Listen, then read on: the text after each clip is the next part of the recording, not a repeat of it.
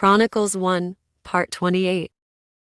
And so David called together all the leaders of Israel, the rulers of the tribes, and those in charge of the companies, who were ministering to the king, and also the tribunes and centurions, and those in charge of the substance and possessions of the king and his sons, with the eunuchs and the powerful and those most experienced in the army, at Jerusalem.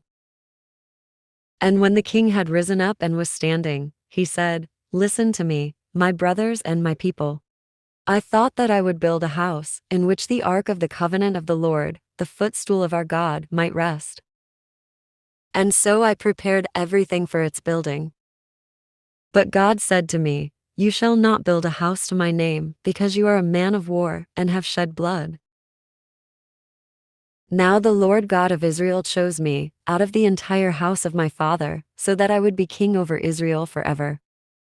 For from Judah he chose leaders, then from the house of Judah he chose the house of my father, and from the sons of my father, it pleased him to choose me as king over all of Israel. Then too, among my sons he chose Solomon my son, so that he would sit upon the throne of the kingdom of the Lord, over Israel. And he said to me, 'Solomon your son shall build my house and my courts.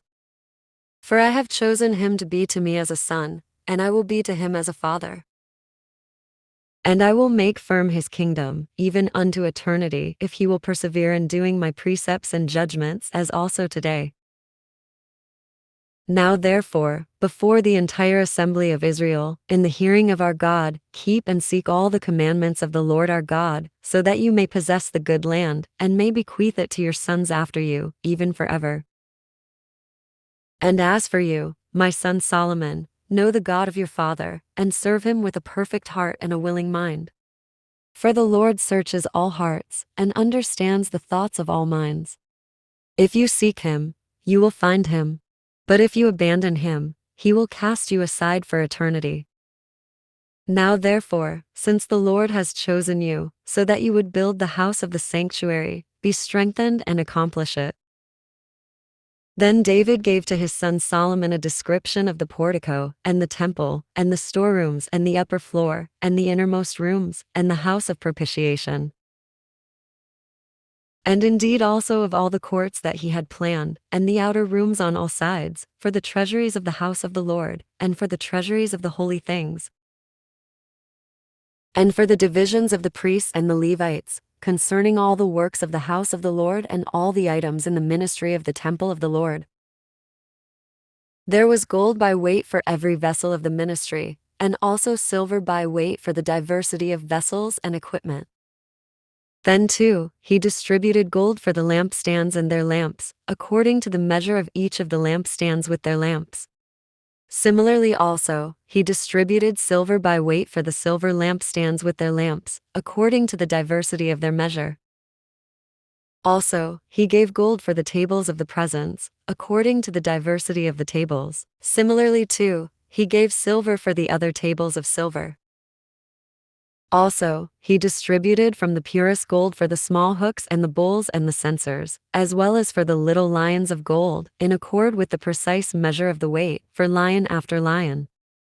Similarly too, for the lions of silver, he set aside a different weight of silver.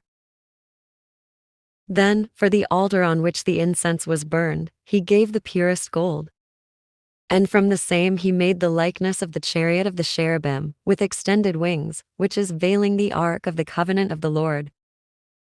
All these things, he said, came to me written by the hand of the Lord, so that I would understand all the works of the pattern. David also said to his son Solomon, "Act manfully, and be strengthened, and carry it out. You should not be afraid, and you should not be dismayed. For the Lord my God will be with you, and he will not send you away, nor will he abandon you, until you have perfected the entire work of the ministry of the house of the Lord. Behold, the divisions of the priests and the Levites, for every ministry of the house of the Lord, are standing before you.